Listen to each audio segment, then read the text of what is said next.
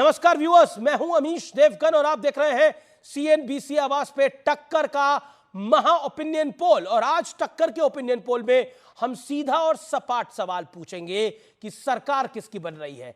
तो आज का ये ओपिनियन पोल वाकई जोरदार है। आज की इस चर्चा में बड़े बड़े मेहमान जुड़ेंगे, लेकिन पहले आपको हम बताएंगे कि लेटेस्ट यानी सबसे ताजा ओपिनियन पोल क्या कह रहा है।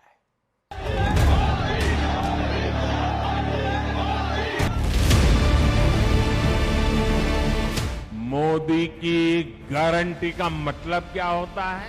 आज पूरा हिंदुस्तान जानता है, अरे पूरी दुनिया भी मानती है कि मोदी की गारंटी मतलब गारंटी पूरा होने की भी गारंटी। हर माता बहन कह रही है अब की बार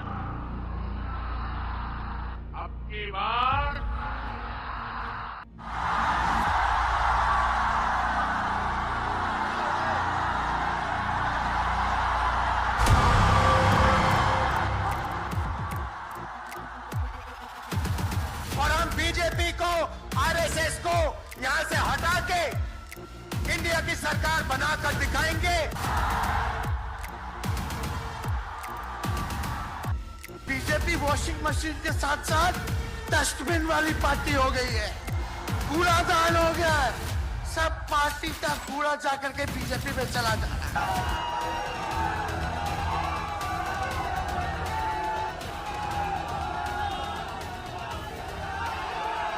तुम्हारे पास परिवार नहीं है। 140 करोड़ देशवासी, यही मेरा परिवार है। उन्होंने पूरी ताकत से मोदी को गाली देना शुरू कर दिया। मोदी जी चाहते हैं कि आप दिन भर मोबाइल पे रहो, जय श्री राम बोलो और भूखे मर जाओ। कहते हैं फैमिली फर्स्ट, मोदी कहता है नेशन फर्स्ट। ये है विचारधारा की लड़ाई।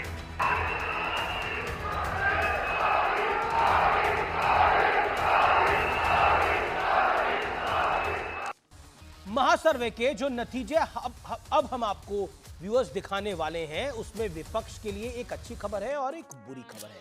विपक्ष के लिए अच्छी खबर यह है कि एनडीए का 400 पार जाने का सपना टूट सकता है। एनडीए को 362 से 386 सीटों के बीच में मिलने का अनुमान है, लेकिन याद रखिए देश में आज अगर चुनाव हुआ तो एनडीए को 362 386 सीट मिल सकती है, लेकिन अभी चुनाव में 2 महीने बाकी है और बीजेपी स्लॉग ओवर्स में धुआंधार बल्लेबाजी के लिए जानी जाती है। हालांकि जनता है, जनता किसको जिताए और किसको हराए। लेकिन अब सर्वे की बात कर लेते हैं। ये सीएनएक्स का ओपिनियन पोल है। ये ओपिनियन पोल कहता है कि बीजेपी अपने बूते 335 सीटों तक ले सकती है, यानी बीजेपी का अपना नंबर 350 को टच करने के करीब तक जा सकता है। 335 ये बहुत बड़ा नंबर है। ये सीएनएक्स का पोल है और एनडीए का नंबर 378 हो सकता है, यानी झटका बीजेपी के लिए। ये विपक्ष की भाषा के अंदर कि 370 बीजेपी नहीं पार कर पा रही है, एनडीए पार कर पा रही है आज की तारीख के अंदर। लेकिन बुरी खबर यह कि इंडिया अलायंस 100 से नीचे है, इसमें टीएमसी शामिल नहीं है। हम फिर आपको कह दें, कांग्रेस की 37 सीटें आ रही है, यानी बहुत खराब प्रदर्शन कांग्रेस का हो सकता है। 37 सीट्स बहुत खराब प्रदर्शन हो सकता है और अन्य के खाते में 67 सीट जा रही है। क्या कहता है मोदी पर महासर्वे, ये आपके सामने है। ये एक सर्वे है। अब मैं आपको एक दूसरा सर्वे दिखाता हूं। अब उस सर्वे का इशारा क्या है उस पर भी नजर डाल लेते हैं। वो सर्वे क्या कहता है, ये मैट्रिक्स का ओपिनियन पोल है। ये भी कह रहा है कि एनडीए के 370 पार जा रही है, यानी बीजेपी 370 पार नहीं जा रही, एनडीए जा रही है। और ये भी इंडिया अलायंस को 94 दिखा रहा है, अन्य के खाते में 72 ही दिखा रहा है। लेकिन यहां कांग्रेस के लिए समस्या है कि कांग्रेस की सीटें फिर एक बार कम हो सकती है, यानी पिछली बार जो 2, 4, 5 सीटें ज्यादा आई थी वो इस बार कम हो सकती हैं। लेकिन अब मैं आता हूं एक और ओपिनियन पोल के ऊपर, और वो ईटीजी सर्वे का है। वो 366 दिखा रहा है एनडीए की को, और इंडिया अलायंस को, इंडी गठबंधन को 104 और 73 अन्य के खाते में दिखा रहा है। मैं फिर आपके पास आता हूं व्यूअर्स, और बात बिल्कुल स्पष्ट है कि बीजेपी को एक क्लियर एज, एनडीए को एक क्लियर एज मिल रहा है। मैं अब आगे जाकर स्टेट वाइज भी आपको कुछ जानकारियां दूंगा, लेकिन मोदी पर महासर्वे क्या कहता है, यानी सब सर्वे का निचोड़ क्या कहता है। अभी तक जितने ओपिनियन पोल हुए हैं वो बीजेपी की रेंज यानी एनडीए की रेंज 362 से 386, इंडिया गठबंधन की रेंज 90 से 108, अन्य की रेंज 65 से 75।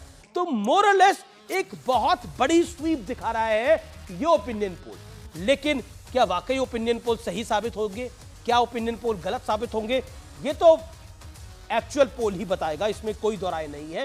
लेकिन एक ट्रेंड जरूर बता देते हैं ये ओपिनियन पोल, और ट्रेंड सजेस्ट कर रहे हैं कि बीजेपी को एक अच्छी बढ़त, एनडीए को एक अच्छी बढ़त मिल सकती है।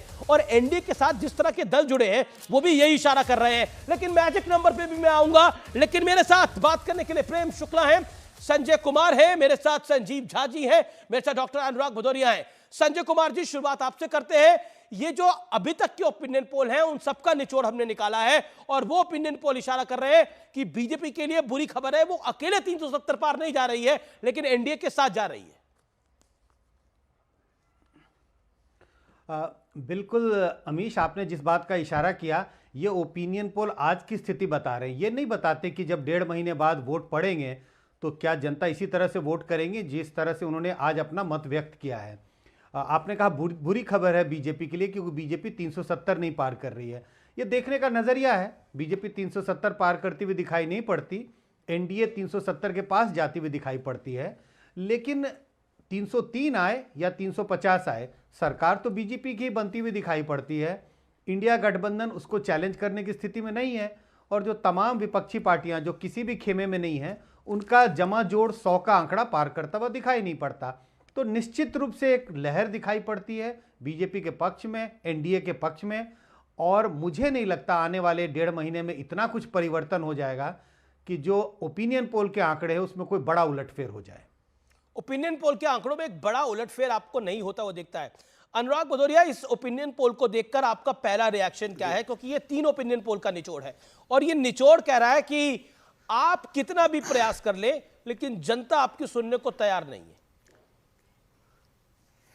देखिए, जनता का निचोड़ तो यही है। जनता में कौन कौन आता है? जनता में युवा आता है, जनता में महिलाएं आती हैं, जनता में किसान आता है, जनता में बेरोजगार लोग भी आते हैं। यही तो जनता है, और ये सारी की सारी जनता भारतीय जनता पार्टी के खिलाफ है।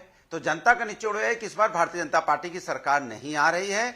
क्योंकि आपने देखा होगा, घोसी का लास्ट चुनाव हुआ था, उपचुनाव, वहां भी ओपिनियन पोल यही कह रहे थे, एक तरफा जीत रही है भारतीय जनता पार्टी, और एक तरफा ही वो हार गई वहां पे घोसी में उपचुनाव। तो इसलिए मैं आपसे कह रहा हूं कि आप घोसी उपचुनाव की बात कर रहे हैं, मतलब आप अनुराग भाई, अभी राज्यसभा का चुनाव हुआ है, एक सीट आपके हाथ से निकल गई है, और उससे पहले आप 2022 का विधानसभा चुनाव हार गए, आप घोसी उपचुनाव को लेके पकड़े हुए हैं। देखिए, पानी गंगा में बहुत बह चुका है। आप देखिए, मैं फिर कहता हूं, मैं ये बात अक्सर कई बार यूज करता हूं कि हमने देसी की खाया था, हमारी कलाई सूंघ लो, ये कांग्रेस वाली रणनीति बंद कर दीजिए। तो लीजिए, कहानी नहीं, आप फैक्चुअल सिचुएशन ही नहीं देख रहे। सुन तो लीजिए, मैं तो सुना आपको, 2 मिनट सुना आपको। अरे भाई, लेकिन आपका वही घिसा पूरे पिटा पुराना राग, युवा सुनेंगे, फलाना सुनेंगे, ढमका से कंपेयर कैसे कर दे? राज्यसभा का अनुराग भाई एक सेकंड बात में बोल तो लूं। नेता भी नब समझते हैं ना। जयंत चौधरी आपको क्यों छोड़ के चले गए? उनको भी ये नंबर दिख ही रहा होगा ना। क्यों नीतीश कुमार इंडिया अलायंस छोड़ के चले गए? उनको भी ये नंबर दिख ही रहा होगा ना पब्लिक के अंदर से। अब मैं बोलूं, देखिए, सवाल ये है कि आपने कहा राज्यसभा का चुनाव नेता एमएलए को लेके होता है, जनता को लेके नहीं होता है।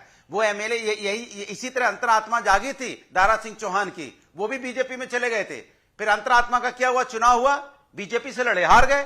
तो मैं तो कह रहा हूं, जो विधायक जिस तरह से टूट के जाते हैं, चुनाव लड़के देखे ना, तो पता चल जाएगा अंतरात्मा कहां चली जाएंगी, जनता अंतरात्मा। मैं कह रहा हूं, मैं पीसीआर को निवेदन कर रहा हूं, नंबर्स को स्क्रीन पर रखें। जो हम नंबर्स दिखा रहे हैं वो नंबर्स बहुत महत्वपूर्ण है, लेकिन मैं एक और सर्वे है, जो सर्वे अभी तक कहीं रिपोर्ट नहीं हुआ है, उस सर्वे को भी रिपोर्ट करूंगा। इप्सॉस का ये सर्वे है, जो कि रेटिंग्स है, अप्रूवल रेटिंग्स है प्रधानमंत्री नरेंद्र मोदी के बारे में, और वो सर्वे क्या कह रहा है, वो उत्तरी क्षेत्र के बारे में क्या कह रहा है, पूर्वी क्षेत्र के बारे में क्या कह रहा है, उसकी डिटेल भी मैं आपको बताऊंगा। लेकिन एनडीए का नंबर 370 पार है, और ये आपके लिए अच्छी खबर है या बुरी खबर है? प्रेम शुक्ला। देखिए, आरंभ तो प्रचंड है, जैसे पीयूष मिश्रा जी की कविता है ना, मशहूर कविता, आरंभ है प्रचंड। तो उसके आधार पर आरंभ तो प्रचंड है और 400 के पार तो जाना ही जाना है। और आप ध्यान दीजिएगा अमीश भाई कि ये 2014 के भी प्री पोल सर्वेज में भारतीय जनता पार्टी को इस 272 प्लस नहीं दे रहा था। भारतीय जनता पार्टी को 225 से 250 सीटें बताई जा रही थी और भारतीय जनता पार्टी 282 सीटों को पार करने में सफलता हासिल की। इसी तरह से 2019 के प्री पोल सर्वे याद कर लीजिए आप, यहाँ की एग्जिट पोल सर्वे में भी कोई 300 का आंकड़ा नहीं दे रहा था। आदरणीय नरेंद्र मोदी जी के नेतृत्व में जब अब की बार भाजपा 300 पार का नारा हुआ जी, तो हर किसी ने तमाम तरह के जो है सो व्यंग्य बाण कसे। ये अनुराग भदौरिया ही बड़ा व्यंग्य कसा करते थे, लेकिन हुआ क्या, जनादेश प्रचंड मिला और आदरणीय नरेंद्र मोदी जी के नेतृत्व में भारतीय जनता पार्टी 303 सीटों पर अकेले जो है विजय का पताका फहराने में कामयाब हुई। नहीं तो उसी तरह से लेकिन ये ओवर कॉन्फिडेंस है, लेकिन ये ओवर कॉन्फिडेंस तो नहीं है बीजेपी का एनडीए हमारा जो है वो साकार होगा। जी मैं प्रश्न नहीं सुन सकता। मेरा प्रश्न ये है कि यार ये ओवर कॉन्फिडेंस तो नहीं है आप लोगों का कि हम तो 370 पार आ रहे हैं, देखिए 400 आ रही है। आपके वोटर में आएगा ये तो 400 पार आ ही रहे हैं। अगर हम वोट नहीं डालेंगे तो हो सकता है 370 आ जाएंगे, सरकार तो फिर भी अपनी बन रही है। आपके वोटर में भी तो एक कंप्लेसेंसी आ सकती है, आपके वर्कर में भी तो कंप्लेसेंसी आ सकती है। हमारा जो नेतृत्व मंडल है भारतीय जनता पार्टी के आदरणीय नरेंद्र मोदी जी के नेतृत्व में वो अहर्निश परिश्रम करता है। स्वयं आदरणीय प्रधानमंत्री जी परिश्रम की पराकाष्ठा करते हैं और उनके इस आदर्श को आत्मसात करके हमारे पन्ना समिति के सदस्य लेकिन एक बड़ी खबर आ रही है, राहुल गांधी को इलेक्शन कमीशन ने कॉशियस कहा है, कॉशियस रहने को कहा है कि प्रधानमंत्री पर टिप्पणी को लेकर आप कॉशियस रहिए। ये बहुत क्लियरली प्रधानमंत्री राहुल गांधी को चुनाव आयोग की एडवाइजरी आई है। ये समय की बहुत बड़ी खबर है। पीएम पे सोच समझकर बोलने की सलाह दी है राहुल गांधी को इलेक्शन कमीशन ने। संजीव झा इंडिया अलायंस के पार्टनर हैं राहुल गांधी, और इंडिया अलायंस के आप भी पार्टनर हैं, आपका तो गठबंधन भी है, लेकिन दिल्ली में गठबंधन भी कर रहे हैं लेकिन लाभ नहीं हो रहा है। देखिए मुझे लगता है कि ये जैसा भी संजय जी बता रहे थे, पंजाब में गठबंधन नहीं कर रहे लेकिन लाभ हो रहा है। 2 महीना पहले का आपका ये सर्वे है। एक बात बताइए, दिल्ली में 10 साल से 2 महीने पहले का नहीं सांसद हैं। दिल्ली में 10 साल से भारतीय जनता पार्टी के सांसद हैं। दिल्ली की जनता को जब जब जरूरत पड़ी अपने सांसद नजारा दिखा, जब जब लगा कि दिल्ली की आवाज दिल्ली की जनता के पास संसद में जाना चाहिए, तो दिल्ली की आवाज संसद में जाता हुआ नहीं दिखा। एक बात, दिल्ली के सांसद कभी दिल्ली की जनता के बीच में नहीं दिखे। और तीसरी बात कि आम आदमी पार्टी की सरकार जो दिल्ली में काम कर रही है उससे जनता बहुत खुश है। और आज हम जा भी रहे हैं, लोगों को कह भी रहे हैं कि भाई दिल्ली में आप अगर चाहते हैं कि दिल्ली में काम ना रुके और दिल्ली में काम रुके, संसद में वो आवाज बने, तो आप इंडिया अलायंस के सांसद को चुनिए। लोग तैयार हैं। तो मुझे लगता है कि अभी एक तरफ का नैरेटिव है, 2 महीने चुनाव होने दीजिए। एक जगह कैसे बेरोजगारी, आप कहते हैं युवा एजेंडा नहीं है, आप कहते हैं महंगाई एजेंडा नहीं है, तो टीवी चैनल में आप तो कह देंगे, लेकिन जनता बेरोजगारी से परेशान है। लेकिन ये महंगाई के बारे में, बेरोजगारी के बारे में हम हर रोज चर्चा कर रहे हैं, हर रोज आपके गेस्ट आते हैं, हर रोज वो अपनी बात को रखते हैं और अपनी वाणी को वो आगे बढ़ाते हैं। लेकिन अभी हम नंबर्स पे बात कर रहे हैं, बिकॉज नंबर्स डोंट लाई। और यही ओपिनियन पोल है जो दिल्ली में आपकी सरकार बना रहे थे, जो पंजाब में आपको 75 सीटें तक दे रहे थे, यही ओपिनियन पोल है। ओपिनियन पोल ट्रेंड बताते हैं और ट्रेंड बता रहे हैं, ट्रेंड में नरेंद्र मोदी का नंबर 1 है और वो ट्रेंड बता रहे हैं कि बीजेपी का नंबर 300, एनडीए का नंबर 370 पार है। आप दिल्ली में अलायंस कर रहे हैं लेकिन आपको दिल्ली में नुकसान हो रहा है, एक भी सीट नहीं आ रही, 10 के 10 है। लेकिन आपको फायदा पंजाब में हो रहा है जहां आपका अलायंस नहीं है, जहां आपके मुख्यमंत्री कहते हैं कांग्रेस के नेता को, प्रताप सिंह बाजवा को, कि तू कभी सोनिया गांधी से मिला है? मैं सोनिया गांधी के साथ बैठता हूं, मैं राहुल गांधी के साथ बैठता हूं। तो ऐसा अलायंस को जनता भी कैसे एक्सेप्ट करेगी संजीव भाई दिल्ली में? नहीं, जनता, भगवंत मान जी ने विधानसभा में बोला, जनता इसलिए एक्सेप्ट करेगी इस अलायंस को, चूंकि ना केवल जो आपको मुद्दे बताए, महंगाई, बेरोजगारी। आज देखिए अमीश भाई, मैं दावे से कह सकता हूं कि अगर आप 4 दिन खाली प्रधानमंत्री के खिलाफ सच्चाई बोलना शुरू कर दीजिए, आपके पास ईडी का नोटिस आ जाएगा। तो अगर ये सरकार आ गई तो ना पत्रकार बचेंगे, ना नेता बचेगी, ना जनता बचेगी। मैं आपके पास आता हूं, क्या बीजेपी राइट अलायंसेस कर रही है संजय जी? क्योंकि हमने जयंत चौधरी का अलायंस होते हुए देखा है, हमने नीतीश कुमार को वापस इंडिया अलायंस से वापस एनडीए में आते हुए देखा है। Your take on this. And secondly, Punjab में आपको फायदा हो रहा है लेकिन दिल्ली में कोई फायदा नहीं हो रहा। देखिए, दो चीजें हैं। अगर आप बीजेपी के अलायंसेस को देखें तो नैतिकता के आधार पर देखें तो बड़ा अजीब लगता है। जेडीयू की बात करें, दोनों एंड पे बीजेपी के नेताओं ने क्या बयान नहीं दिए थे नीतीश कुमार के खिलाफ, और नीतीश कुमार ने क्या नहीं कहा था। उन्होंने कहा था मर जाऊंगा लेकिन वापस इनके साथ अलायंस नहीं मुझे याद है। लेकिन कुछ दिन पहले ही उन्होंने साझा किया मंच। तो नैतिकता के आधार पर बड़ा अजीब लगता है कि आप कैसे अलायंस कर रहे हैं उन्हीं पार्टियों के साथ जिनको आपने, जो कहते हैं, पानी पी पी कर कोसा था। लेकिन अगर चुनावी रणनीति के हिसाब से देखें, बिल्कुल परफेक्ट अलायंस है, क्योंकि अगर नीतीश कुमार बीजेपी के साथ नहीं होते बिहार में, दोनों को, तो 2024 का जो परिणाम होता बिहार में बहुत अलग होता।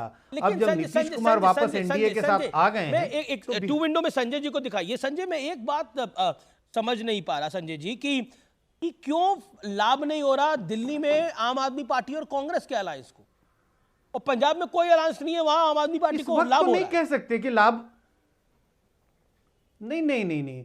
अमीश जी, आपको कैसे पता कि लाभ हो रहा है या नहीं हो रहा है? हम अनुमान लगा रहे हैं कि लाभ नहीं होगा अंक गणित के हिसाब से, क्योंकि 2019 के चुनाव के नतीजों को देखेंगे नहीं, पर ओपिनियन तो पोल दिल्ली भी नहीं की सारी दिखा रहे। सीटों पर बीजेपी मैं को ओपिनियन पोल के 50% आधार से पर ज्यादा बोल रहा हूं। वोट था। बोल लेने दीजिए भाई जी, बोलिए संजय जी। मैं कह रहा हूं कि हाँ, 2019 के अगर नतीजों को देखें तो बीजेपी को दिल्ली के 7 सीटों पर 50% से ज्यादा वोट था।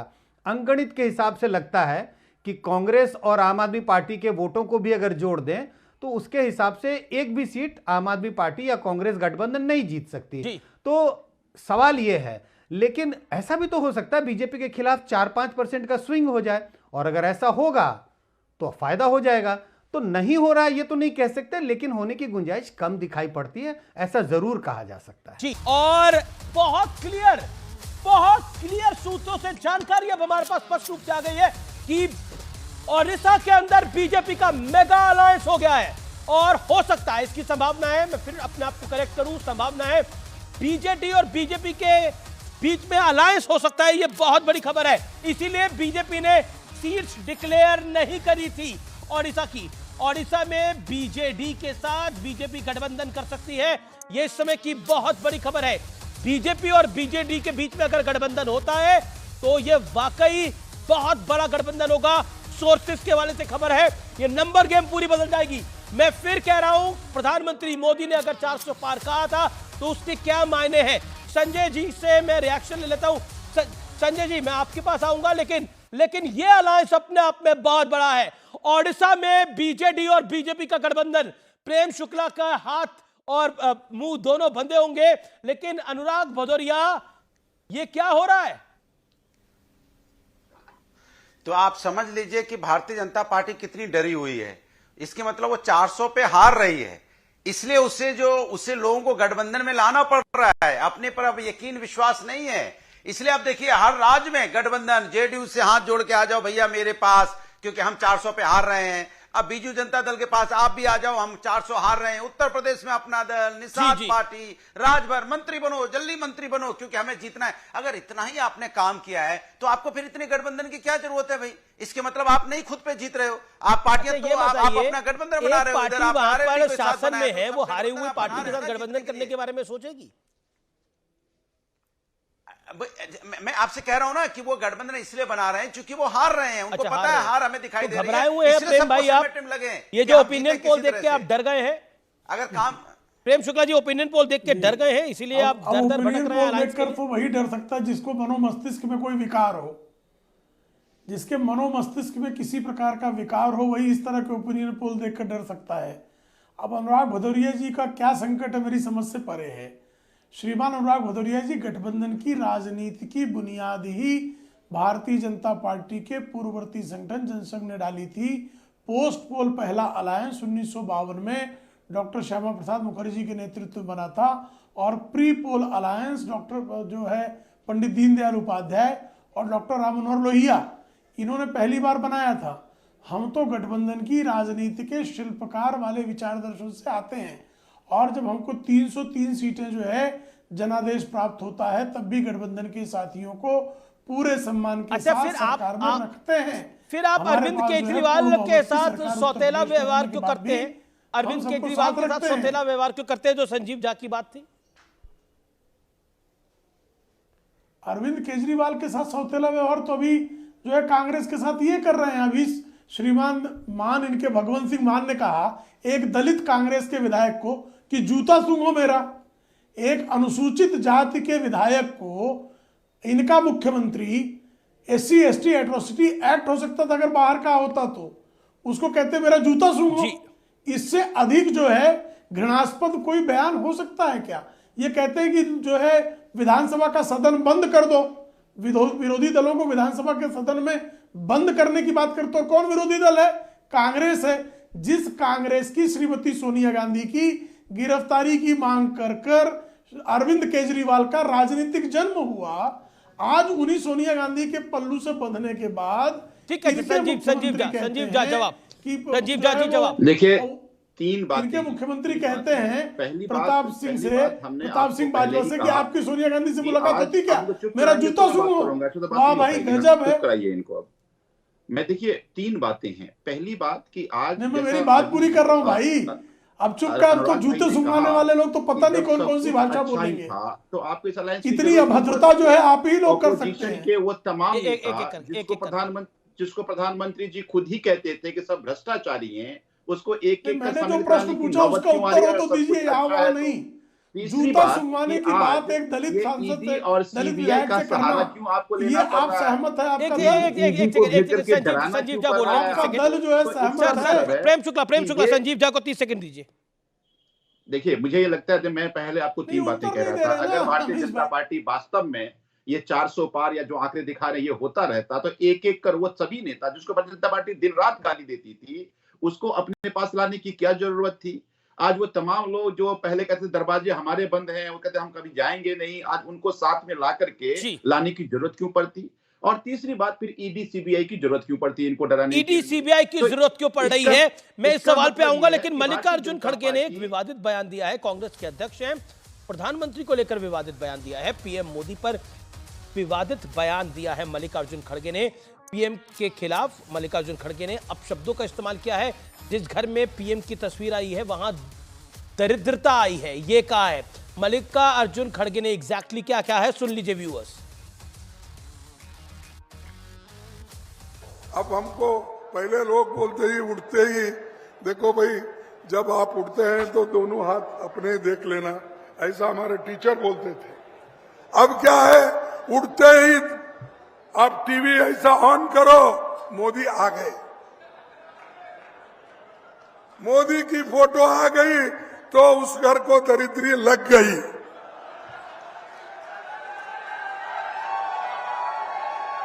तो वो विकास चाहते नहीं, गरीबों की भलाई नहीं चाहते। एक नेता ने बोला कि मोदी का परिवार नहीं है, तो पलट के बीजेपी ने पूरा कैंपेन लॉन्च कर दिया कि देश मोदी का परिवार है। अब एक नेता कह रहा है कि मोदी की तस्वीर अगर किसी के घर में पहुंच जाती है तो वहां दरिद्रता आ जाती है, लेकिन भारत 5वीं बड़ी इकोनॉमी बन चुका है। मतलब क्या कर रहे हैं, लेकिन पब्लिक क्या कहना चाहती है? पीएम मोदी की अप्रूवल रेटिंग क्या है? आइए इप्सॉस का सर्वे क्या कहता है। फरवरी 2024 के अंदर जो लेटेस्ट है वो 75%, सितंबर 2023 में 63% थी, फरवरी 2023 के अंदर 67% थी, दिसंबर 2022 में जब कोविड था तब 60% थी। सोचिए वहां से 75% तक आई है। मल्लिकार्जुन खड़गे की रेटिंग में तो दरिद्रता आ रही है, लेकिन जनता जी खोल के, दिल खोल के नंबर दे रही है। लेकिन मोदी के कामकाज की अप्रूवल रेटिंग, अगर मैं उत्तरी क्षेत्र की बात करूं, अनुराग भदौरिया जिस बेल्ट से आते हैं, जिस बेल्ट से संजीव झा आते हैं, वहां 92% है, पूर्वी क्षेत्र में 84% है, पश्चिमी क्षेत्र में 80% है, दक्षिण क्षेत्र में 35% है। लेकिन बीजू जनता दल के साथ जब जाएंगे ओडिशा के अंदर तो देखिए अप्रूवल रेटिंग भी यहां पे बढ़ जाएगी। बढ़ता हूं मैं आगे। अब इसकी और सिटीज है। मोदी के कामकाज की अप्रूवल रेटिंग है 45 प्लस आयु वर्ग में 79%, 18 से 30 की आयु वर्ग में 75%। युवा, ये युवा इसको मानते हैं नहीं गिनते अनुराग भदौरिया, और 31 से 45 आयु वर्ग में 71% है। ये नंबर अपने आप में बहुत कुछ कह रहे हैं। ये इप्सॉस का सर्वे है, बड़ी क्रेडिबल एजेंसी है, उसका सर्वे है। अनुराग भदौरिया बताइए, क्या बचता है बचाने को और क्या ढकता है ढकाने को अब यहां से? अब और आपको लगता है मल्लिकार्जुन खड़गे ने सही बात बोली, मोदी की तस्वीर जहां जाती है वहां दरिद्रता आती है? देखिए मैं तो कभी भी देश के प्रधानमंत्री चाहे कोई भी हो, आज तो मोदी जी हैं और देश का प्रधानमंत्री बहुत सम्मानित हम लोगों के लिए, तो मेरे लिए तो बहुत सम्मानित होता है। तो मैं प्रधानमंत्री जी के बारे में कोई भी अगर कोई टिप्पणी करता है तो मैं उसको कभी इंडोर्स नहीं करता हूं, क्योंकि संवैधानिक पद पे हैं और देश के प्रधानमंत्री हैं। ऐसी भाषा का इस्तेमाल या इस तरह की भाषा का इस्तेमाल तो संवैधानिक पद पे बैठे लोगों के लिए तो नहीं होना चाहिए। दूसरी बात, जहां तक सवाल आपने पूछा है, सवाल यह है कि ठीक है, ये सर्वे एक सर्वे है, सर्वे तो हर जगह, हमने भी एक सर्वे किया, उस सर्वे में भारतीय जनता पार्टी तो कहीं है ही नहीं। तो सवाल यह है कि सर्वे तो अभी चुनाव के जब तक डिक्लेयर नहीं होंगे सर्वे इस तरह के आएंगे, क्योंकि सत्ता है तो सत्ता के खिलाफ तो कोई सर्वे दे नहीं देगा, सत्ता के साथ ही सर्वे देगा। लेकिन जैसे जैसे चुनाव का नोटिफिकेशन हो जाएगा, जब चुनाव शुरू हो जाएगा, तब जो कोई अगर सर्वे देने की हिम्मत जुटाएगा, जब सर्वे जनता देगी, असली सर्वे तो जनता का है ना, तो जनता तो असली सर्वे इंतजार की बताई, जहां पे बेरोजगार आत्महत्या कर रहा हो वहां पे कैसे भारतीय जनता पार्टी को जिता देगा? पर वही युवा नरेंद्र मोदी के कामकाज को पसंद कर रहा है। वही युवा तो पसंद कर रहा है। अरे नहीं कर रहा है, वो आप कह रहे हो कर रहा है, मैं नहीं कह रहा, नहीं कर रहा है भाई। मैं फिर कह रहा हूं, ये हमारा ये इप्सॉस एक बहुत क्रेडिबल एजेंसी है, इप्सॉस एक बहुत क्रेडिबल एजेंसी है, वो कह रही है। हम तो जनता, अच्छा एक बात बताइए, सुन तो लीजिए, हम तो सुन रहा हूं आपको, मैं सुन तो लीजिए, आपको सुन रहा हूं भाई, आपको सुन रहा हूं, मुझे सवाल पूछ के आप आधी बात सुनते हुए दिक्कत हो जाती है। आधी पूरी बात आपने कही, जाने दीजिए, 2 सेकंड और दे दीजिए। 3 सेकंड। अरे 2 सेकंड और में क्या हो जाएगा? मैंने कहा यही युवा है ना, 2 बेटियों जिन्होंने आत्महत्या की है कानपुर के अंदर में, यही तो युवा है, आत्महत्या की ना उन्होंने, उनके साथ अन्याय हुआ, यही युवा है जिसने प्रेम शुक्ला, ये जो मल्लिकार्जुन खड़गे की रेटिंग है उसमें तो प्रधानमंत्री मोदी की फोटो जा जाती है, वहां दरिद्रता आती है, लेकिन जनता जो रेटिंग दे रही है इप्सॉस की, उसमें 75%। देखिए, जनता के दिलों में आदरणीय नरेंद्र मोदी जी का आदर का स्थान है, यह सर्वेक्षण स्पष्टता से प्रमाणित करता है। लेकिन जिस तरह का मानसिक दिवालियापन का शिकार कांग्रेस पार्टी है, 2014 में कहा था कि चाय बेचने के अलावा वो कुछ नहीं कर पाएंगे, क्या हुआ आपने देखा, पूरा देश जो है चाय वाले के साथ खड़ा हो गया और चाय पानी की रिश्वत लेने वालों को उसने जो है बाहर कर दिया सत्ता से।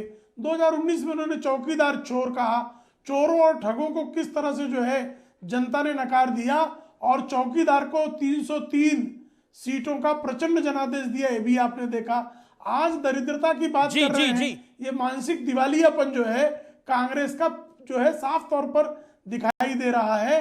बारंबार आदरणीय नरेंद्र मोदी जी को गालियां दे रहे, गंगू तेली तक कहा उनको, उनकी जाति को लेकर, उनके धर्म को लेकर अभी किस तरह से बातें की गई, किस तरह से उनके परिवार पर हमला किया गया, मुझे लग रहा है मैं पूछो संजीव झा, आपका गठबंधन मोदी को गाली देकर क्या ज्यादा वोट हासिल कर लेगा, जिस व्यक्ति की अप्रूवल रेटिंग 75% है? और सिर्फ यहां नहीं, मैं अब्रॉड के सर्विस भी जो इंडिया में सर्वे करते हैं वो भी सब 70% से ऊपर देते हैं, क्या वोट ज्यादा मिल जाएंगे? देखिए, कभी आपके अलायंस के लोग मोदी का परिवार पूछते हैं, क्या इससे ज्यादा वोट मिल जाएंगे? जब ये आप सर्वे अभी दिखा रहे हैं तो 2004 याद आ गया। 2004 में इसी तरह से किसी ने कहा 250 सीट, किसी ने कहा 315, किसी ने कहा 335, लेकिन क्या हुआ आप सबके सामने है। लाइटर नोट में इतना ही कहना चाहूंगा कि इस सर्वे में भी ईडी का डर दिख रहा है कि कहीं कम दिखा दिए तो पता नहीं किस एजेंसी पर कब ईडी का रेड हो जाए। तो मुझे लगता है कि आज जो आंकड़े देख रहे हैं वो आंकड़े के बढ़ के आने के कई कारण हैं, लेकिन हम लोग धरातल पे हैं, हम जनता के बीच में हैं। जो आप दिखा रहे हैं वो जनता के बीच में माहौल नहीं है। जो युवा बेरोजगार है, जो यूपी में धरना आंदोलन कर रहा है, जो डंडे खा रहा है, वो कैसे कहेगा कि मोदी जी का अच्छा काम हो रहा है?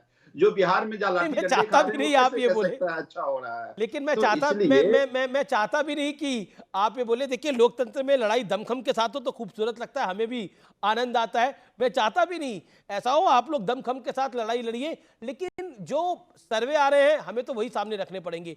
दिल्ली में सर्वे आ रहा था, आप जीत रहे हैं तो हम वो दिखा रहे थे। पंजाब में सर्वे आ रहा था, आप जीत रहे तो हमने वो दिखाया।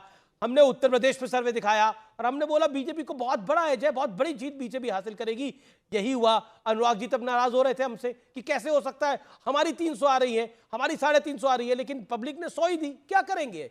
हमसे लड़के अगर काम चलेगा तो अनुराग भाई नहीं। हमसे लड़ ले, लेकिन काम नहीं चल रहा। कोई नहीं, लड़ आप नहीं नहीं लड़ रहे, मैं वैसे ही मैं बात को रख रहा हूं। जनता इस बार भारतीय जनता पार्टी के खिलाफ है। ठीक है। जनता अपने वोट के माध्यम से भारतीय जनता पार्टी को सबक सिखाएगी। मैं आपको बीजेपी सच के बता रहा खिलाफ हूं, कौन जनता वर्ग को है, बताइए। लेकिन नहीं, मैं अग्निवीर फिर भी- कह रहा हूं, अग्निवीर भी परेशान है, दक्षिण जिसको भारत आपने से आर्मी में बहुत भर्ती किया। बड़ी सुन पॉलिटिकल लीजिए, खबर है। किसान परेशान, युवा दक्षिण परेशान, भारत से महिला बहुत परेशान, बड़ी छात्र पॉलिटिकल परेशान, खबर है। पेपर लीक से परेशान। बीजू जनता दल बीजेपी के साथ गठबंधन कर सकती है, और मैं बहुत प्रामाणिकता से यह बात को कह रहा हूं।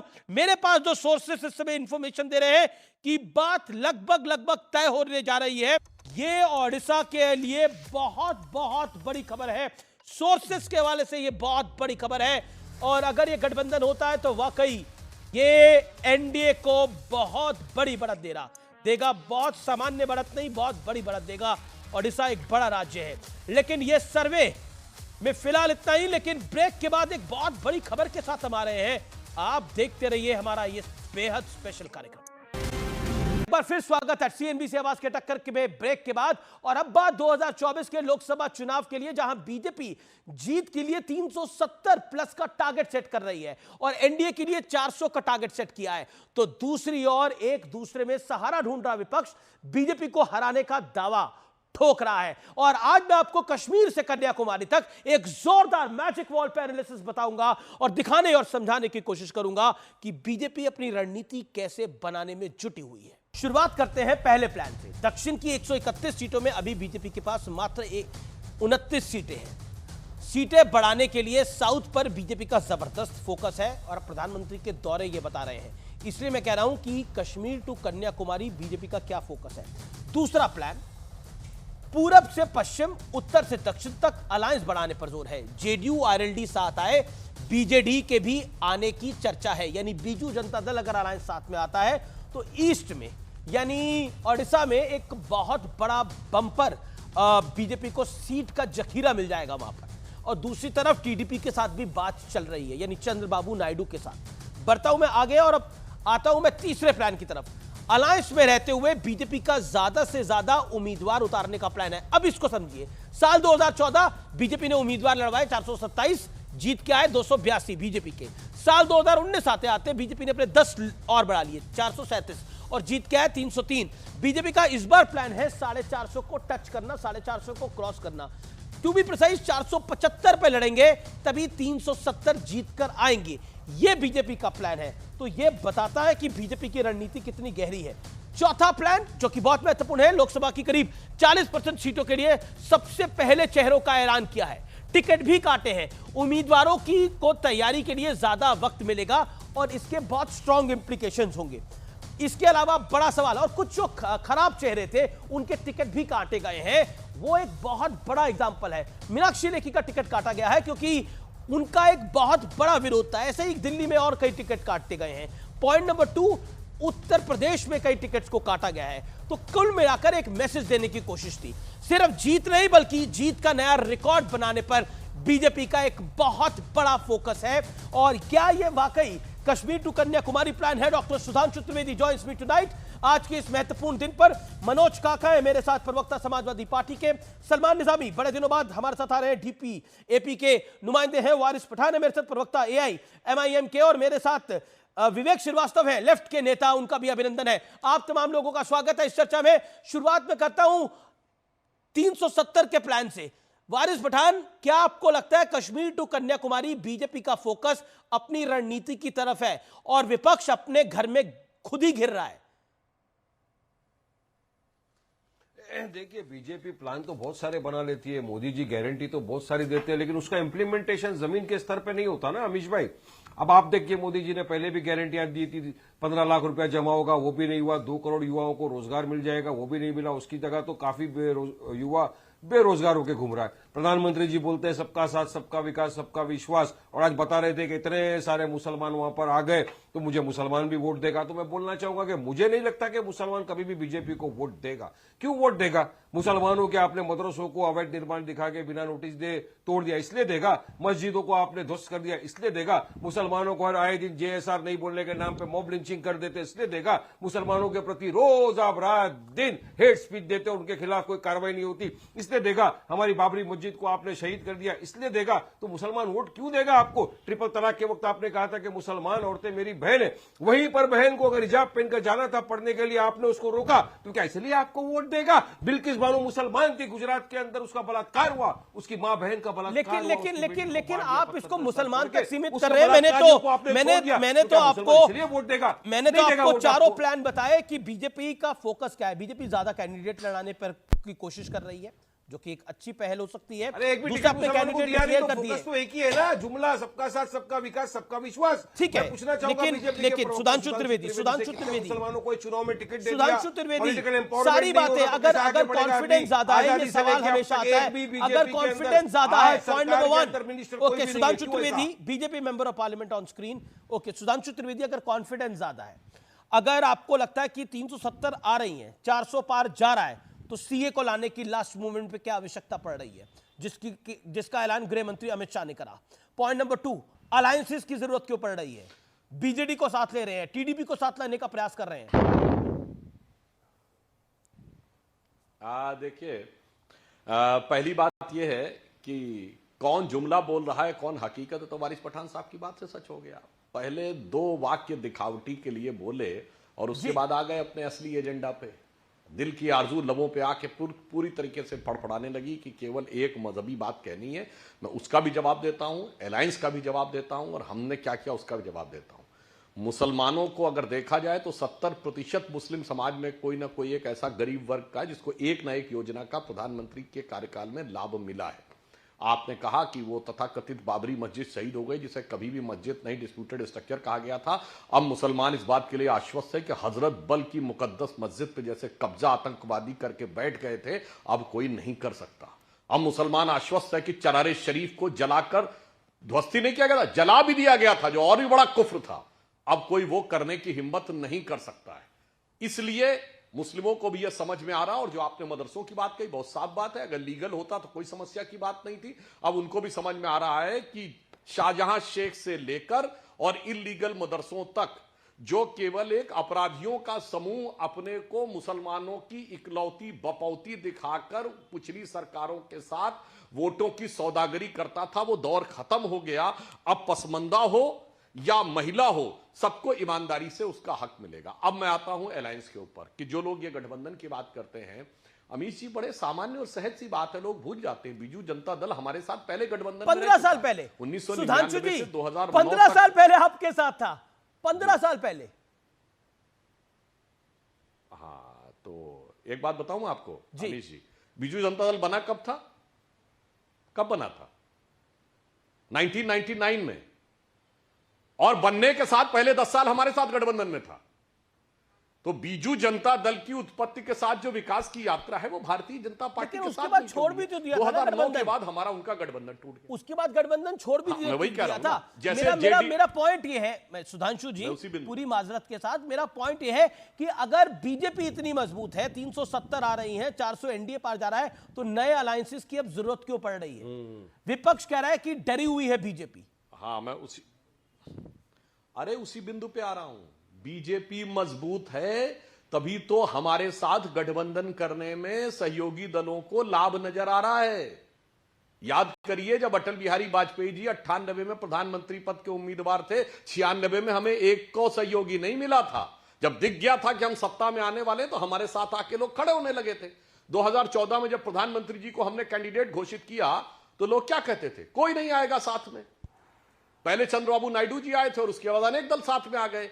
ये दर्शाता, और इनमें मैं एक और बात कह रहा हूं, चाहे नीतीश बाबू हो या नवीन बाबू हो, ये सब पहले हमारे साथी रह चुके हैं। चाहे चंद्रबाबू हो, ये सब तो पहले भी रह चुके हैं, इसमें कोई अनहोनी नहीं हो रही है। अब क्यों लाने की पॉइंट ये है कि सुधांशु अब क्यों लाने की जरूरत पड़ रही है? मैं इस प्रश्न पे दोबारा आऊंगा, लेकिन मनोज काका और वारिस पठान दोनों इंतजार करें। वारिस पठान, क्या आपको लगता नहीं है कि बीजेपी जिस रणनीति पर काम कर रही है, इंडिया अलायंस, क्योंकि आप उस अलायंस के भागीदार नहीं है, वो उस रणनीति पर है ही नहीं, उनके तो अपने नेता छोड़ के जा रहे हैं। अभी खबर आ रही है केरल में कांग्रेस की नेत्री छोड़ के जा रही है उनको। देखिए, बता रहा हूं अमित भाई आपको, सुधांशु त्रिवेदी ने खुद ने मान लिया कि बीजेपी ने विकास का काम नहीं किया। डेवलपमेंट का काम नहीं किया, इसीलिए इनको ये सब चीजें करने पड़ रही है, अलायंस पार्टनर ढूंढने पड़ रहे हैं, इसीलिए इनको राम मंदिर बनाना पड़ गया, क्योंकि डेवलपमेंट का काम तो क्या नहीं है, पोलराइज करना है, तो बस मंदिर के नाम के ऊपर वोट मांगना है। इसीलिए CAA का ला रहे हैं। अमित शाह बार बार बोल रहे हैं कि अब चुनाव के पहले CAA लाएंगे। ये शोशा इसलिए छोड़ा है क्योंकि लोग सवाल कर रहे हैं विकास पे, लोग सवाल कर रहे हैं एजुकेशन पे, जॉब पे, जिस मुद्दे से सीए चुनाव से पहले, Sudhanshu your sharp reply on this. CA चुनाव से पहले वो सवाल से ध्यान हटाने के लिए, वो सवाल वोट का खेल करने के लिए, तो उसके लिए ये सारी चीजें आ रही है। CAA आ गया, राम मंदिर, अमित शाह 10 बार इस बात को बोल चुके हैं कि सीए चुनाव से पहले आएगा, मोदी जी की सेकंड टर्म में आएगा, थर्ड टर्म में नहीं, सेकंड टर्म में आएगा। जवाब, चुनाव से आने पहले क्यों नोटिफिकेशन? अरे भाई, मैंने कब कहा विकास की बात? मतलब वारिस पठान जी अजब बात कर रहे हैं। मैंने क्या कहा और क्या उसने सुनाया? कासिद ने तो पैगाम की माचिस लगा के रख दी। ये मैंने कब कहा? बता देता हूं डेवलपमेंट का बात। जब हमारी सरकार आई तो 11 करोड़ EPFO अकाउंट थे, एम्प्लॉय प्रोविडेंट फंड स्कीम, अब 27 करोड़ है, यानी 16 करोड़ लोगों को नए रोजगार के अवसर मिले। अभी जो रेट ऑफ अनएम्प्लॉयमेंट है वो 3.1% पे आ गई है। अभी रेट ऑफ महंगाई की दर 5.1% पे आ गई है, जो पूरी दुनिया में हमारी सबसे कम है। और सुनिए महाराज, हम 5वीं बड़ी अर्थव्यवस्था बने हैं, चौथे बड़े स्टॉक एक्सचेंज बने हैं, तीसरे बड़े ऑटोमोबाइल मैन्युफैक्चरर बने हैं, दूसरे बड़े मोबाइल हैंडसेट के मैन्युफैक्चरर बने हैं। 37 किलोमीटर पर डे सड़क बन रही है, 12 किलोमीटर पर डे रेलवे का इलेक्ट्रिफिकेशन हो रहा है, 74 नए एयरपोर्ट बने हैं। मान्यवर, अभी आप जानिए तो कि क्या क्या हो रहा है मैन्युफैक्चरिंग सेक्टर में। भारत बड़ा मैन्युफैक्चरिंग, लेकिन ये मैन्युफैक्चरिंग सेक्टर की तो आप बात कर रहे हैं, लेकिन ये सीए का, मेरा सवाल है, सीए का नोटिफिकेशन मैन्युफैक्चर करने की जरूरत क्यों पड़ रही है? सीए पे भी आ रहा हूं, अमित जी आ रहा हूं। जी, इन्होंने पूछा था ना, तो मैंने एक सांस में गिना दिए, इसलिए मैं कहना चाहता हूं। अब सीए का भी जवाब देता हूं। 30 सेकंड। सीए इसलिए आवश्यक है क्योंकि भारत की कोई पॉलिटिकल पार्टी ऐसी नहीं है जिसने ये ना कहा हो कि सीए उसी फॉर्म में जिस फॉर्म में हम हैं। मनमोहन सिंह का फ्लोर ऑफ द हाउस पे लीडर ऑफ द अपोजिशन के रूप में राज्यसभा में दिया गया बयान है कि बांग्लादेश के हिंदू, बौद्ध और सिखों को दिया जाए। तरुण गोगोई की असम सरकार का पास रिजोल्यूशन है, और विवेक जी बैठे हैं कोझिकोड में। कम्युनिस्ट पार्टी ने 2012 या 10 में अपने आप प्रस्ताव पारित किया हुआ है, उसमें साफ साफ लिखा है कि माइनॉरिटीज को आने के लिए दिया जाए, और यह संकल्प था भारत के स्वतंत्रता के बाद से लेकर आज तक। और अगर हम एकमात्र सेकुलर देश हैं इस पूरे इलाके में, तो हमारा दायित्व है कि मजहबी देश जो हमारे दोनों तरफ, हर तरफ है, अफगानिस्तान, पाकिस्तान, बांग्लादेश, वहां बड़ा पॉइंट बोले, मजहबी देश जो चारों तरफ है वहां से सीए इसलिए अधिकार है। लेकिन बहुत बड़ी खबर आ रही है, टीडीपी जल्द एनडीए में शामिल हो सकता है। पुराने सहयोगी हैं ये, और बीजेपी, ये मेगा अलायंस है, बीजेपी और बीजेडी का मेगा अलायंस है ओडिशा के अंदर, क्योंकि वहां पे विधानसभा चुनाव भी है। बीजेडी का भी लगभग अब एनडीए में आना तय है। बीजू जनता दल अब एनडीए का अलायंस पार्टनर होगा, यानी बीजेपी और बीजेडी मिलकर चुनाव लड़ेंगे। और अगर यह होता है तो ओपिनियन पोल्स के मुताबिक यह क्लीन स्वीप होगी ओडिशा के विधानसभा चुनाव में भी और लोकसभा चुनाव में भी। मेरे साथ मनोज काका है। मनोज काका, सीए, उसके अलावा प्रधानमंत्री की बीते 12 दिनों के अंदर देशव्यापी रैलियां, दूसरा नए अलायंस पार्टनर्स का साथ आना, जयंत चौधरी यानी रालोद से लेकर बीजेडी तक। बीजेपी 370 की प्लानिंग कर रही है, कश्मीर वाला 370 तो गया, बीजेपी 370 सीटों की प्लानिंग कर रही है। हाँ, 370 सीटों की प्लानिंग कर रही है। वो एक शेर है कि तेरे मर्जी के मुताबिक नजर आए कैसे, जो अपने चेहरे से जाहिर है उसे छुपाएं कैसे। और घर सजाने का तसव्वुर तो बहुत बाद का है, पहले ये तय हो कि घर बचाएं कैसे। ये वो पार्टी कह रही है जो पार्टी 2014 में सत्तासीन होने के बाद इस देश में इतिहास है कि 9 सरकारों को जनादेश से नहीं धनादेश से, गोवा से लेकर के, और मणिपुर में अगर आप देखेंगे तो भारतीय जनता पार्टी के जो सीटों का जो संख्या थी वो कम थी, जिसने 9 सरकारों को जीता नहीं, धनादेश से, धन से खरीदा, बाहुबल से खरीदा। महाराष्ट्र में वही किया, मध्य प्रदेश में वही किया, गोवा में वही किया। वो सरकार कर रही है। जो सरकार आज के अगर आंकड़े भी देखें तो पूरे देश में अगर विधायकों की संख्या देखें तो 4139 है, जिसमें भारतीय जनता पार्टी के 1516 है। आज भी अपोजिशन की पूरे देश भर में 2623, 110 है, अरे सुन तो लो भाई, इतना व्यग्र क्यों हो जाते हैं अमीश भाई, थोड़ा तो समता का भाव रखिए। आज तो सुधांशु ने कम से कम स्वीकारा कि हम एक सेकुलर मुल्क है, कम से कम ये स्वीकारा। मुझे खुशी है हम सभी देशवासियों को कि सुधांशु भाई जैसा नफरत का बीज बोने वाला और व्हाट्सएप यूनिवर्सिटी से इस देश के नौजवानों को गलत सही तथ्यों की जानकारी देने वाला, इन्होंने ये नहीं बताया कि देश के इंटरनेशनल मॉनेटरी फंड और वर्ल्ड बैंक ने कहा है कि भारत की जो कर्ज लेने की जो स्थिति है वो उसके जीडीपी के लगभग बराबर हो चुकी है। ये नहीं बताया इन्होंने कि हमारा जो 55 लाख करोड़ रुपया कर्जा था 173 लाख करोड़ रुपया है। ठीक है, सुधांशु जी को जवाब दे देते हैं। प्रधानमंत्री उस अपने कर्जे को ही वैभव विलास बता रहे। आज देश में 45 साल के चरम पर बेरोजगारी है, उस पर सवाल। उत्तर प्रदेश में हत्याएं आम है। उत्तर प्रदेश की सरकार विगत 5-7 सालों में उत्तर प्रदेश अधीनस्थ, लेकिन उन 5 सालों में आप सरकार को, आप 5 साल के बाद जब जनादेश लेने के लिए गए तो लोगों का भरोसा नहीं जीत पाए। 2022 के विधानसभा चुनाव में हार का ही सामना करना पड़ा, उससे पहले लोकसभा में करना पड़ा। अभी 24 में 2-2 हाथ हो जाएंगे। अगर बीजेपी की सरकारें बहुत खराब काम करेगी तो कराएगी। ठीक है, अब सुधांशु त्रिवेदी बोले। सुधांशु जी, सबसे पहले तो आपका साधुवाद। मनोज यादव, मनोज काका का एक सेकंड। पूरे देश में बीजेपी हार रही है।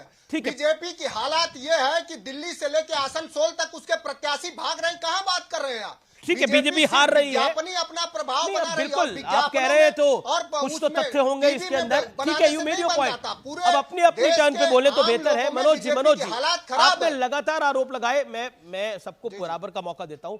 अब सुधांशु जी की बारी है। सुधांशु त्रिवेदी, पहले तो आपका साधुवाद दे रहे हैं मनोज काका, वो कह रहे हैं कि आपने कम से कम स्वीकारा ये सेकुलर मुल्क है। दूसरा, आप लोग हार रहे हैं, आप जीत का रहे हैं। देखिए, मनोज काका जी को व्यक्तिगत टिप्पणी करने से बाज आना चाहिए और यथार्थ बताना चाहिए। इनको अपनी पार्टी का तो आंकड़ा पता नहीं। कह रहे 110 विधायक हैं और अभी 7 तो अभी क्रॉस ओवर कर चुके हैं। क्या करा? और उसके बाद कह रहे हैं मनोज जी अपनी टर्न पे, दूसरी बात, ये तरीका ठीक नहीं है। मनोज जी अपनी टर्न पे बोलिए, चिल्लाना मत शुरू करिए। आपने अपने टर्न पे बोलिए, शांति से बात करिए, दर्शकों के साथ न्याय करिए। आपने अपने टर्न पे बोलिए, आप बोल रहे थे, मैंने शांति से सुना। और ये क्या लड़ाई लड़ेंगे? पीडीए करते थे राज्यसभा में 3 दिए, वो पीडीए थे क्या? इसी को कहते हैं हाथी के खाने के दांत और दिखाने के दांत। और मैं कहना चाहता हूं, अपनी हार तो इन्होंने खुद स्वीकार की। 36 वोटों में एक जीत होती थी राज्यसभा में। जया बच्चन जी को 41 वोट अलॉटेड किए, रामजी लाल सुमन जी को 40 वोट अलॉट किए। मतलब तीसरे प्रत्याशी की हार आलोक रंजन जी को इन्होंने फेंका दिया, क्योंकि इनको पता था कि पहले ही हार रहे। आज आके दावा करने लगते हैं। अच्छा, इनको ये समझ में नहीं आता। इन्होंने कहा डेट टू जीडीपी रेशियो। पूछिए कितना है debt to GDP ratio Bharat का? मैं चुनौती से पूछता हूं मनोज काका, बोलिए debt to GDP ratio Bharat का कितना है? चाइना का कितना है? जापान का कितना है? अमेरिका का कितना है? ब्रिटेन का कितना? बोलिए, भारत सबसे बेहतर स्थिति में। भारत का सिर्फ आंकड़ा बोल दीजिए, सिर्फ आंकड़ा बता दीजिए। लगभग $3 ट्रिलियन है। कितना अंतर है? 10 गुने का अंतर है हमारे चाइना में। चाइना पे चले जाते हो आप। कितनी है? आप चाइना के सामने कहां खड़े हो रहे हो? $3 ट्रिलियन लगाने से देश आगे बढ़ेगा। भाई एक सेकंड, सुधांशु को बोलने दीजिए। 3 सेकंड सुधांशु को बोलने दीजिए। सुधांशु को बोलने दीजिए। सुधांशु को बोलने दीजिए। 3 सेकंड बोले सुधांशु। भाई ये क्या बोलने लगते हैं आए बाएं साएं आके? भाई मनोज जी, $35 ट्रिलियन दुनिया में किसी देश की इकोनॉमी नहीं है। क्या बोलने लगते हैं? 19-20 ट्रिलियन डॉलर की अमेरिका की इकोनॉमी है, 12-13 ट्रिलियन डॉलर की चाइना की इकोनॉमी। क्या बोलने लगते हैं? कोई भी आंकड़ा आके फिर कहते हैं 45 साल की सबसे बड़ी बेरोजगारी। मैं सारे दर्शकों से कहता हूं 2024 में हम बैठे हैं, 1979 में 45 साल होते, जाके चेक करिए। 1980 में 2% ग्रोथ रेट, 12-13% की महंगाई की दर। 1991 में 17% की महंगाई की दर, सोना गिरवी रख दिया गया, 2 बार रुपये का devaluation, negative growth rate, growth के बजाय निगेटिव, उससे ज्यादा बेरोजगारी है। मतलब गजब है यार, कुछ भी आके बोलने लगना, सोचना कि चिल्लाने से हम अपनी बात को सही से कर लें। मनोज यादव, आप मनोज काका, आप अपनी बात को रखिए और मेरा निवेदन है एक्साइटमेंट में आंकड़े ठीक रखिए, आंकड़े सही दीजिए, बस मेरा निवेदन ये है। Okay, make your point. अरे देखिए आमिश जी, आंकड़ों जो आपके दर्शक होंगे पूरे दुनिया भर में, वो हमारे और इनके तथ्यों की जानकारी करेंगे। ऐसा नहीं है। हमारी इकोनॉमी, हमारी जीडीपी कितने ट्रिलियन डॉलर है और चाइना की कितनी है, अमेरिका की कितनी है, सब नहीं जानते। हम चाइना के सामने इकोनॉमी के स्तर पर और जीडीपी के स्तर पर कहां खड़े हैं? हाँ, जनसंख्या के मामले में हम इकोनॉमिक स्तर पे हम कहां खड़े हैं? वन सेकंड आप कह रहे हैं इकोनॉमिक के स्तर पर हम कहां खड़े हैं? एक सेकंड इकोनॉमिक स्तर पर आज हम 5वीं बड़ी अर्थव्यवस्था है जी। आप बात करते हैं इकोनॉमिक स्तर पर हम कहां खड़े हैं? इकोनॉमिक स्तर पर यूके का खड़ा है, वहां पर कितने प्रधानमंत्री बदल दिए गए, कितनी सरकारें चली गई, क्योंकि वहां पर इकोनॉमी डिस्टेबलाइज हो गई थी। सीएनबीसी आवाज के टक्कर में इतना ही। आप देखते रहिए सीएनबीसी आवाज। नमस्कार, गुड नाइट।